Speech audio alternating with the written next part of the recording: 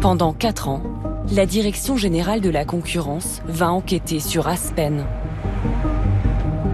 Elle vient de mettre au jour un vaste système de chantage utilisé par la firme pour faire flamber les prix de plusieurs anticancéreux dans 25 pays en Europe.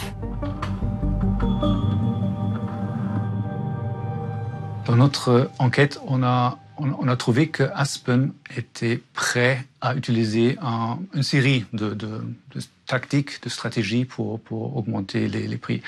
Et ça comprenait des menaces. On a trouvé un document interne qui résumait assez clairement la stratégie pour toute l'Europe de négociation avec les autorités nationales. L'approche était vraiment accepter le prix demandé ou on retire le produit. La commission a récupéré des mails internes du laboratoire et peine à croire ce qu'elle découvre.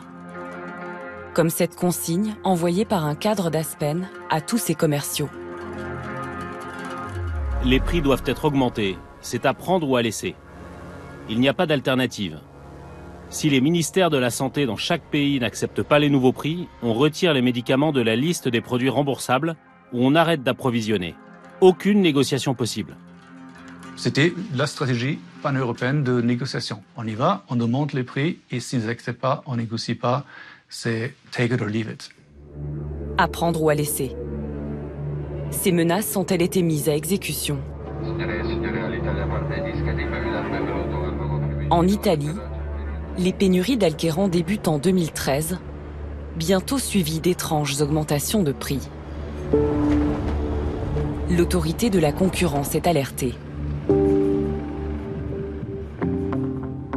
Son directeur, Andrea Pezzoli, crée une cellule avec 3 enquêtrices qui passent au crible toute la correspondance d'Aspen.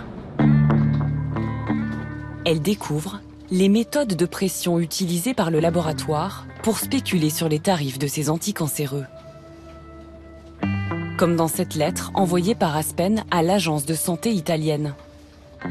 Le début du bras de fer. C'est une priorité pour Aspen d'augmenter rapidement les prix de vente. Si aucune décision n'est prise dans la limite de temps indiquée, nous procéderons rapidement à la suspension de la commercialisation des produits en Italie à partir de janvier 2014. C'était une sorte de chantage. Si vous n'acceptez pas ma proposition, on quitte le marché italien. Et les augmentations de prix qu'il demandait allaient de 300%, 400%, jusqu'à 1500% pour certains traitements. Officiellement, le laboratoire met en avant un manque de rentabilité. Et comme en France, il invoque des problèmes de production. Sous ce prétexte, Aspen met en place des quotas d'allocation des stocks par pays. Les anticancéreux sont rationnés. Début 2014, les stocks italiens fondent. Dans ce mail, les cadres d'Aspen s'inquiètent. Ils sont peut-être allés trop loin. Je dois vous indiquer que les quotas d'allocation pour les flacons et les comprimés d'Alkéran sont nettement inférieurs aux ventes moyennes des 8 derniers mois. Cela pourrait avoir un impact sur la disponibilité et l'efficacité des traitements. Si l'agence sanitaire italienne découvrait cela, elle pourrait l'utiliser à notre désavantage. Ils ont créé des pénuries artificielles de médicaments sur le marché italien en les justifiant avec leur système de quotas. Comme par hasard, juste pendant la négociation des prix, ils ont livré moins de médicaments sur le marché italien.